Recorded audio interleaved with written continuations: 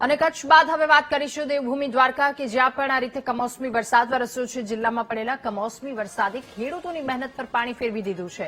ખરીફ સિઝનમાં ભારે માવઠાના કારણે પાકને નુકસાન ભોગવવું પડ્યું હતું। હવે રવિ સિઝનમાં પણ એ જ સ્થિતિ સર્જાઈ છે। જિલ્લામાં ઘઉં, ચણા, જીરું, ધાણા સહિતના પાકોને વરસાદના કારણે ભારે અસર થવાની શક્યતા છે। ખાસ કરીને પાક કાપણીની તૈયારીમાં હોય ત્યારે વરસાદ પડતા નુકસાનીની શક્યતા વધી ગઈ છે।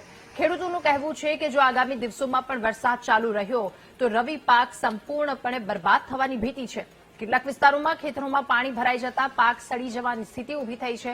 ખેડૂતોને હવે સરકાર તરફ મીટ માંડીને તેઓ બેઠા છે। ખેડૂતોનું કહેવું છે કે સતત કુદરતી આફતોના કારણે ખેતીમાં ખર્ચ પણ નથી નીકળતો।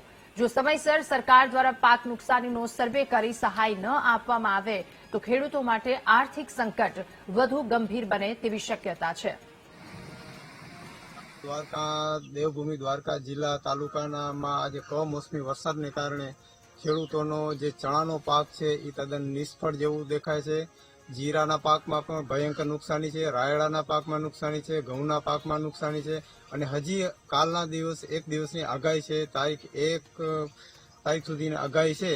તો સરકારશ્રીને નમ્ર વિનંતી કે ખેડૂતોને કંઈક સહાય કે વારે આવે। જિલ્લામાં કમોસમી વરસાદના કારણે જે કોઈ શિયાળુ પાકમાં ઘઉં, ચણા એવું બધું નુકસાન છે અને ચોમાસામાં પણ માવઠાના કારણે મગફળીના નુકસાનમાં હતું। તો સરકારને નમ્ર વિનંતી કે કંઈક ખેડૂત સામું જોવે।